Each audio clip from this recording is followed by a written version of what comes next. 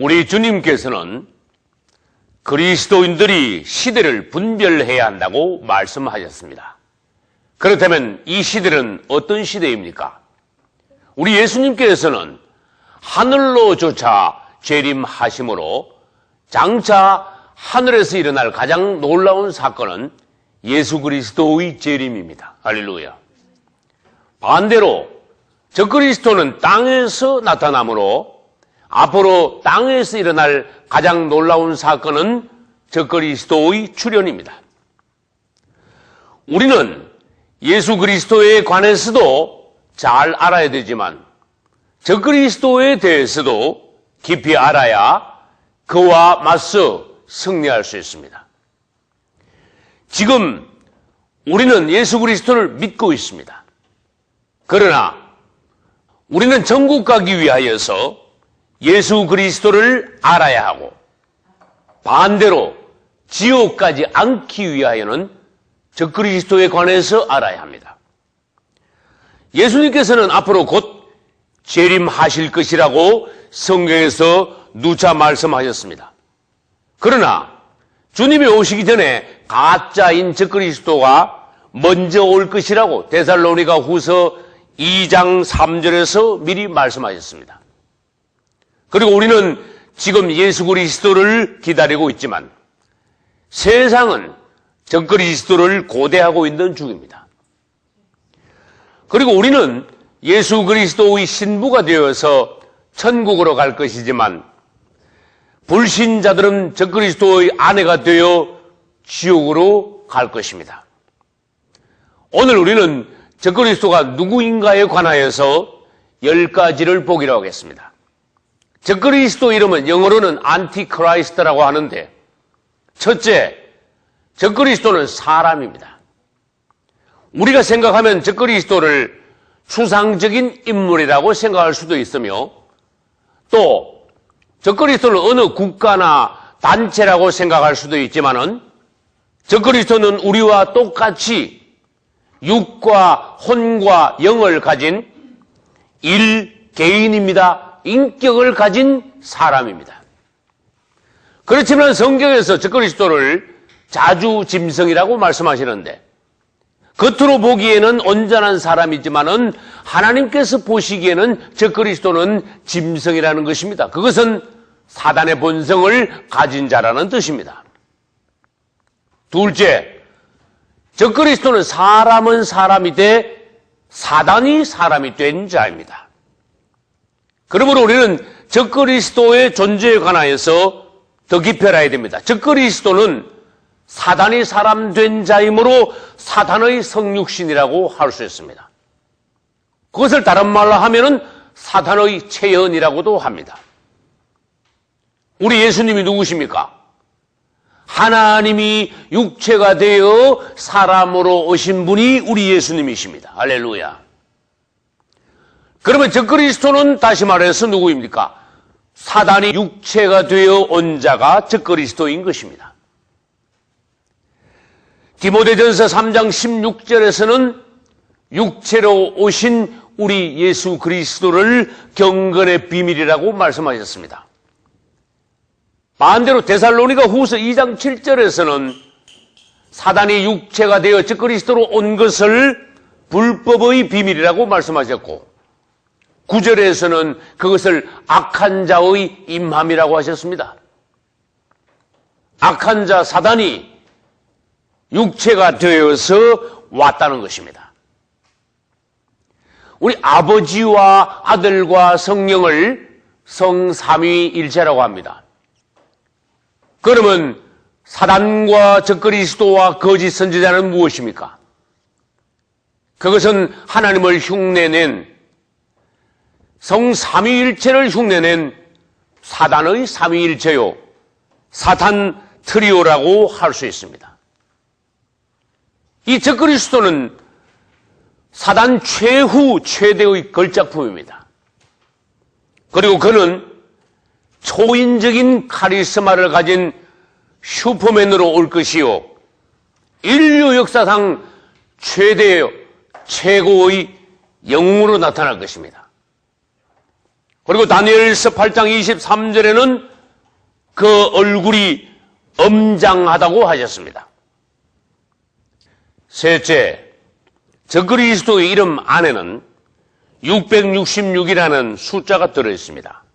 계시록 13장 18절에는 총명 있는 자는 그 짐승의 수를 세우거라. 그 수는 사람의 수니 곧 666이라고 말씀하셨습니다.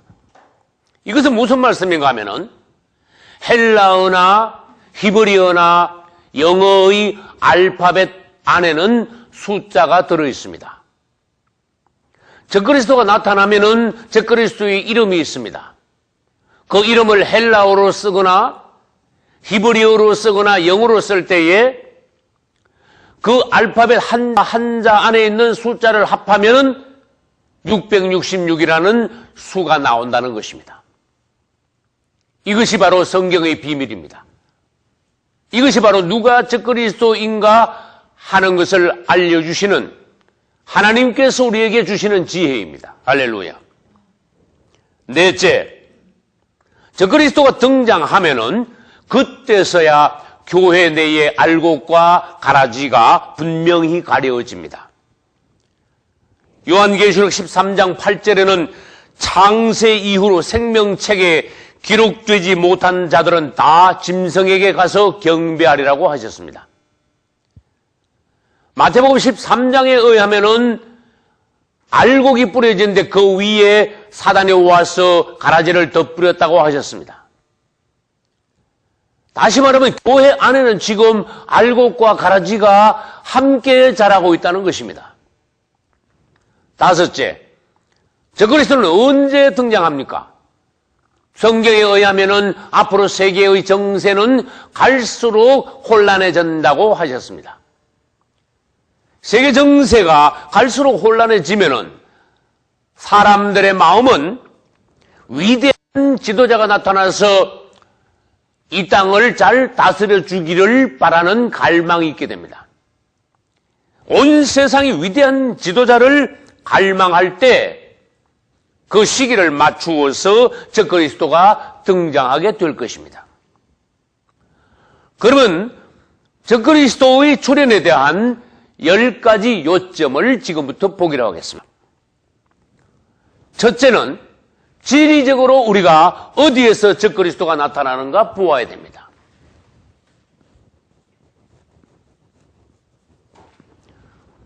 적그리스도는 온 땅, 넓은 이 세상에서 지중해 인근에서 등장하게 될 것입니다.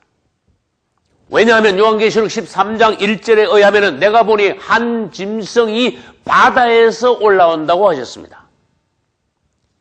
여러분, 신약과 구약의 주 무대는 지중해 인근입니다. 지중해를 벗어나서 지금으로 말하면 아메리카 대륙이나 아프리카나 오세아니아나 극동이나 이런 지방은 성경의 주무대가 아닙니다. 유럽도 성경의 주무대는 아닙니다. 지중해 인근에서 성경의 대부분의 사건들이 일어나고 있었습니다. 둘째, 시기적으로 한번 보겠습니다.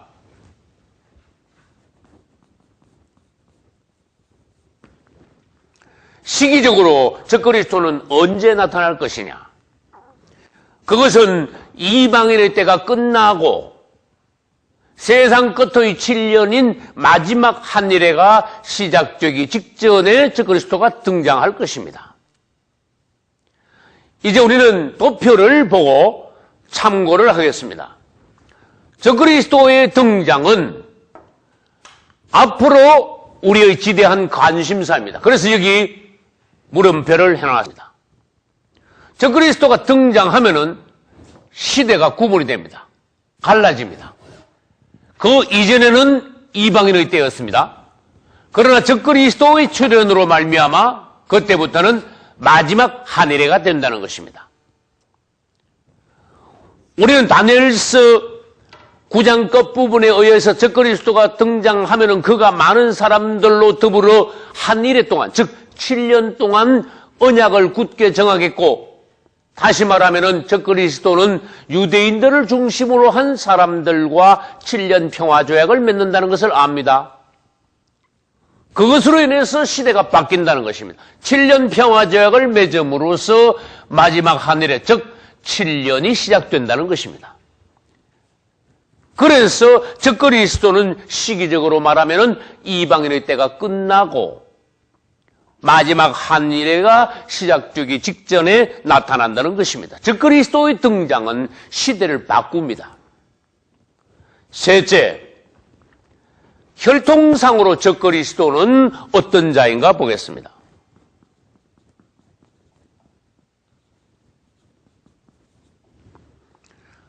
적그리스도는 세상에 많은 민족들이 있지만은 유대계 사람일 것입니다.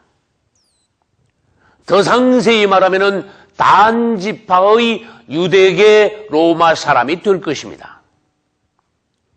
왜냐하면은 성경에 의하면은 적그리스도가 등장하면은 2000년 전에 예수 그리스도를 배척했던 유대인들이 반대로 적그리스도는 메시아로 환영할 것이라고 말씀하셨습니다. 유대인들은 어리석습니다. 그들의 생명의 주인 예수 그리스도는 배척하고 사단이 사람 되어온 적그리스도는 영접하게 된다는 것입니다.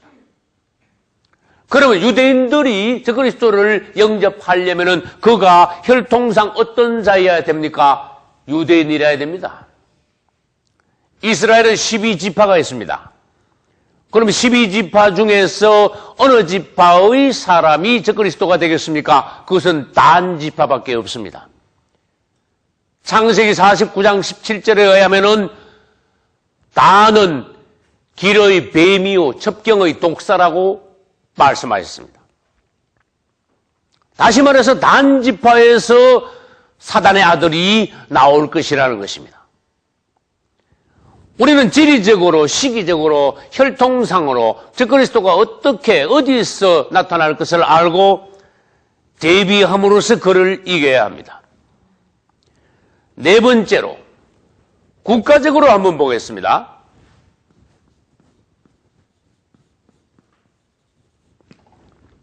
지금 세상에는 200수십 개국이 있습니다. 그 중에 어느 나라에서 적그리스도가 나오겠습니까? 아까도 말씀드렸지만은 적그리스도는 지중해 연안에 있는 로마의 판도 내에서 등장할 것입니다. 그러므로 국가적으로 봐서 적그리스도는 앞으로 다시 일어날 재생 로마 제국에서 나올 것입니다. 요한계시록 13장 1절에는 적그리스도에게 머리가 7이 있고 또 10뿔이 달렸다고 했습니다. 그리고 그 10뿔에는 10면류관이 있다고 했습니다. 여러분, 10면류관이라는 것은 왕이 쓰는 왕관을 말합니다. 이제 적그리스도는 재생 로마 제국에서 황제로 나타날 것인데 장차 지중해 연안에서 10개국이 연합하여서 재생 로마 제국으로 일어날 것인데 거기서 적그리스도가 나온다는 것입니다. 그러므로 성경은 로마 제국과 적그리스도가 7머리에 10뿔이 달린 짐승이라고 한 것입니다. 여기서 우리는 로마가 적그리스도와 하나라는 것을 알아야 됩니다. 다섯 번째, 사회적으로 한번 보겠습니다.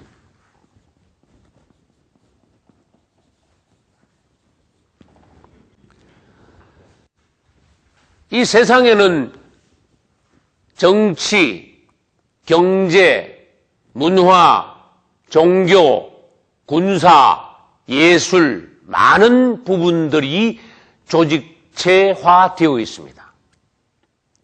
그 중에서 어느 부분에서 적그리스도가 등장하겠습니까? 적그리스도는 정치계에서 나타날 것입니다. 그것은 성경 어디에서 근거하는가 하면은 요한계시록 13장 1절에는 내가 보니 바다에서 한 짐승이 나올 것이라고 하셨습니다.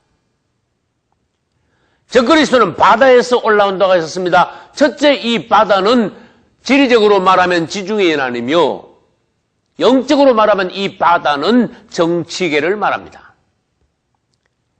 그 다음 13장 11절에 가면은 또 다른 짐승이 땅에서 올라온다고 하셨습니다.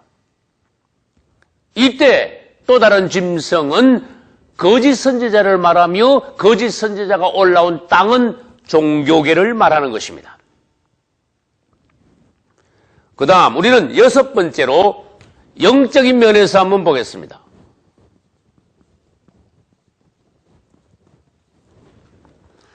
영적으로 말하면은 적그리스도는 무적행으로부터 올라올 것입니다. 적그리스도는 어디에 있다가 땅으로 올라옵니까? 무적행에 있다가 땅으로 올라옵니다. 성경에서는 여러 곳에서 적그리스도의 출처를 말씀하셨습니다. 요한계시록 11장 7절에는 무적행으로부터 올라오는 짐승이라고 하셨습니다.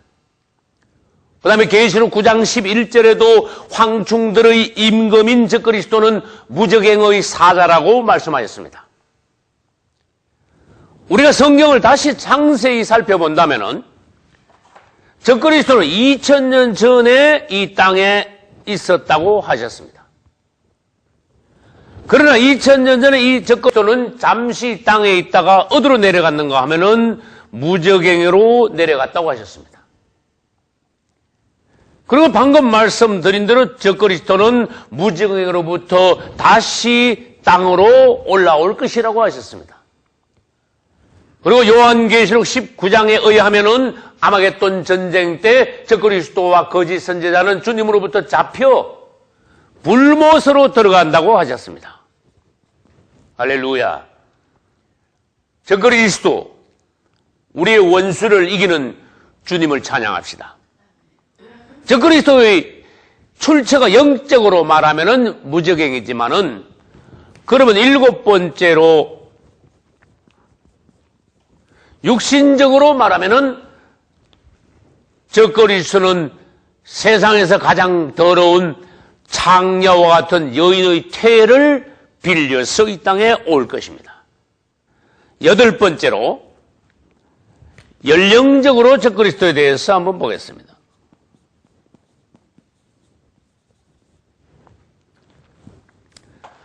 우리는 성경을 읽을 때 많은 부분에 있어서 주님께서 주시는 힌트를 놓쳐서는 안 됩니다.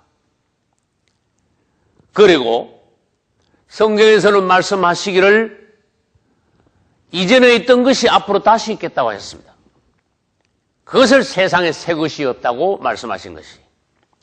구약시대에 있던 많은 부분들이 예표가 되어서 그것이 신약에 와서 또 장차 앞으로 다시 이렇게 일어날 것이라고 주님께서는 여러 부분에서 말씀하고 계십니다. 우리 예수님께서 요단강에서 세례 요한에게 세례 받으시고 하나님의 일을 시작하신 것은 몇 세 때입니까? 30세 때입니다. 우리 주님과 세례 요한은 등장할 때까지 성령 안에서 하나님 앞에 훈련받았습니다. 적그리스도도 30세까지 이 땅에 세상에 드러내지 않고 마귀에 의해서 훈련받을 것입니다. 적그리스도가 이 땅에 지금 이미 났다면은 어디서 무엇을 하고 있으며 적그리스도가 등장할 날이 얼마나 가까웠다는 것은 주님 오실 날이 얼마나 가까웠다 하는 것을 나타내고 있는 것이므로 우리는 이 시대를 분별해야 합니다. 그 다음 아홉 번째로 적그리스도가 신분상으로는 어떤 자인가 보겠습니다.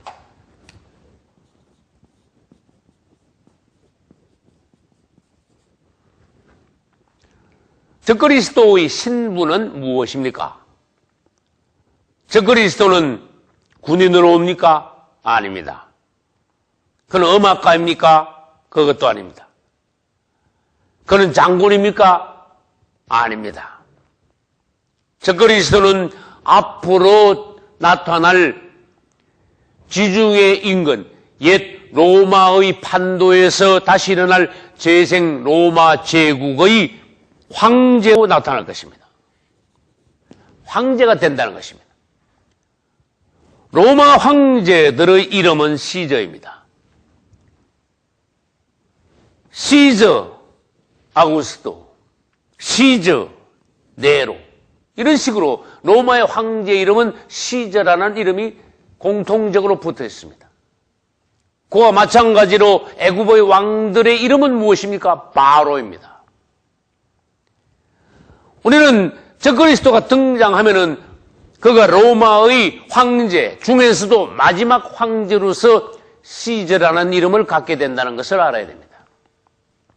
그래서 적그리스도의 신분은 로마의 황제라는 것입니다. 그 다음 마지막 10번째로 우리는 적그리스도가 왜 오느냐 목적상 보겠습니다. 적그리스도가 이 땅에 나타나는 목적은 여러 가지입니다.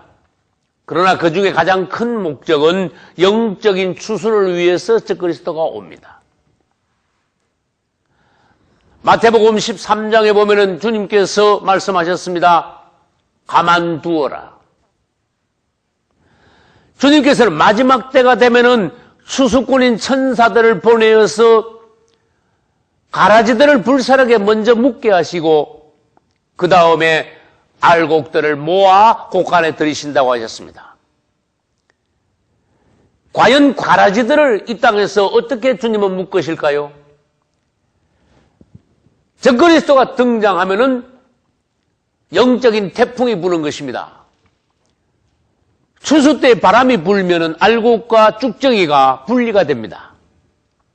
적그리스도가 등장하면은 영적인 태풍으로서 교회 내에 있는 알곡과 가라지가 극명하게 분리가 됩니다. 그래서 적그리스도는 나타나면은 교회 내에 있는 또한 세상에 구원받지 못하는 가라지와 쭉정이들을 모두 다 한꺼번에 데리고 가는 것이므로 적그리스도가 나타나는 목적은 영적인 추수를 위한다는 것입니다. 적그리스도가 오기 전에는 우리는 알 수 없지만 적그리스도가 등장하면은 우리는 누가 알곡이며 누가 가라지냐 하는 것을 알게 될 것입니다. 여러분 지금 하나님께서 시간을 주셨을 때 여러분이 잘 익은 알곡이 되시고 또 주님 앞에서 단장을 마친 신부가 되셔서 그분이 오시는 날 모두 다 주님 앞에서 만날 수 있기를 예수 이름으로 축원합니다.